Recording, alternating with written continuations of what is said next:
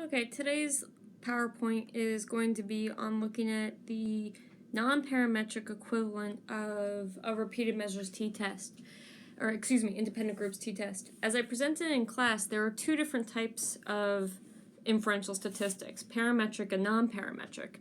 In class for the semester, we're really going to introduce the ones that are here on the left side, the parametric, the ones that require a normal distribution of the dependent variable, a fairly large sample size, 30 or greater, and a dependent variable that's at least interval or ratio. In these videos throughout the semester, however, you're going to be watching information about the non-parametric equivalents. Most of the analyses we are going to do can be dealt with in a non-parametric form, where normality is not assumed, so maybe you have a skewed distribution, you have a relatively small sample size, which is pretty common in theses, and your interval is, you don't have interval level of measurement, so maybe you have an ordinal or dependent, ordinal or nominal dependent variable.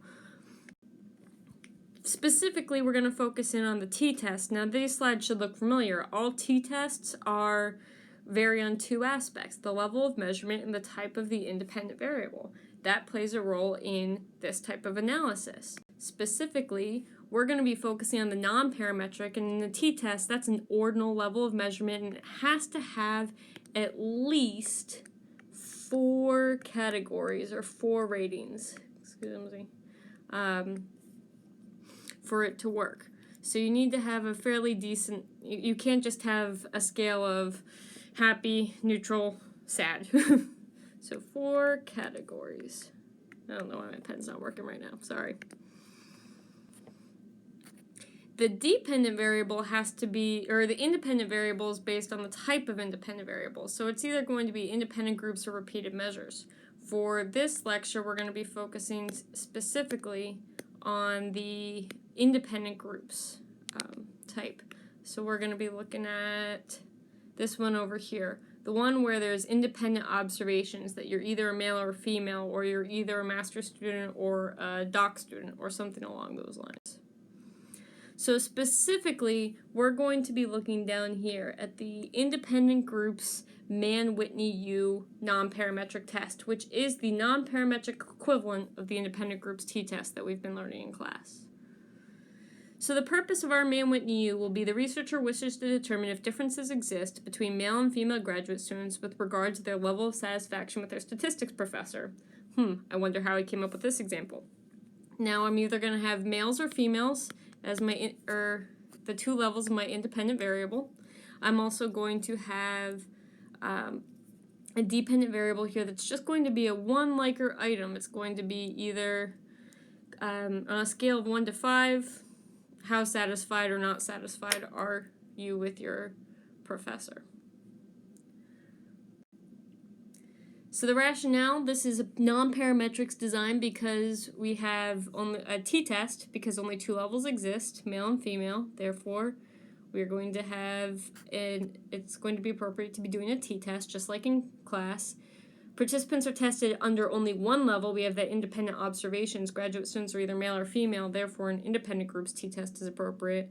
And finally, this is what's new, is the fact that we don't have a standardized scale on our 1 Likert item. It's a 5-point Likert scale ranging from low satisfaction to high satisfaction. Therefore, it has to be an ordinal level of measurement and should be non-parametric independent groups t-test, which is called a Mann Whitney U. Our hypotheses are pretty much going to look the same. We're going to still compare the 2 levels of the independent variable, identify the dependent variable, and show direction. We're still not going to have statistical jargon. So here I have male and female students are expected to report similar levels similar levels. The difference here is our statistical jargon, where no significant difference will exist in the mean ranking. So that instead of mean difference, we have mean ranking as our big statistical jargon here. But we're still going to use mu as our symbolic form. The calculation of a Mann Whitney U focuses on the calculation of mean ranks, and that comes from that definition of what an ordinal variable is, that it has ranking but it has no standardized scale. Therefore, a rank score is made for each person, and then the sum of those ranks is calculated. Do I need you to know the exact calculations? No, I'm just introducing the concept, and I'm going to show you a slide that presents those calculations here, where we have their satisfactions on a 1 to 5 scale.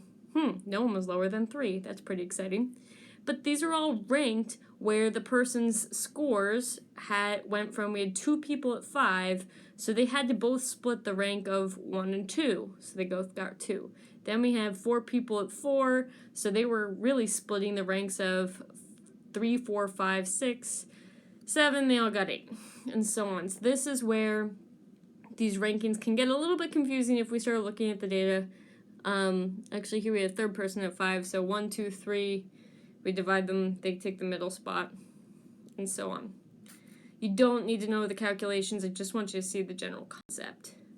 Here's what the SPSS output looks like. We're given mean ranks, which is really not all that useful if you think that this is on a 1 to 5 scale, and we are given a score here that's actually, 11 and 6.1. So we're going to have to think about that.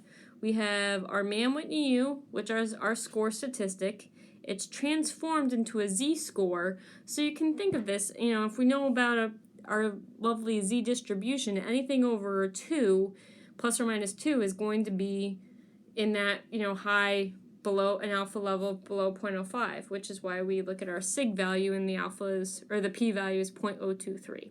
So that's going to allow us to reject our null hypothesis and say that males and females are different. We can take that information, cycle back up here, and see that on average females had a higher satisfaction due to ranks, but we still want extra information. We'd like to actually know what those means were to make it interpretable. So we want to run extra analysis to find out what the actual means and standard deviations for this data are. Again, this just presents this calculation. As I told you don't really need to know the calculations, but here it presents the ranks for both the males and the females. Then it picks the lower of the 2 U values, one for the males, one for the females. And then they transform that into a z. The z is what's compared to that distribution that we have at the back of our textbook, and we get our p-value based on that z statistic. So that's why you had all of those different statistics in that SPSS. And then finally, here we go. You would take this and report this in the statement of the finding. Female graduate students reported significantly higher mean ranks in their level of satisfaction with their statistic professors than did male graduate students, and we would conclude with graduate students are expected to report higher levels of satisfaction with their professors than male graduate students, using the exact same format that we would use if we were doing a regular t-test, in a parametric t-test. So hopefully you found that helpful. Go complete the self-quiz, and I'll see you in class.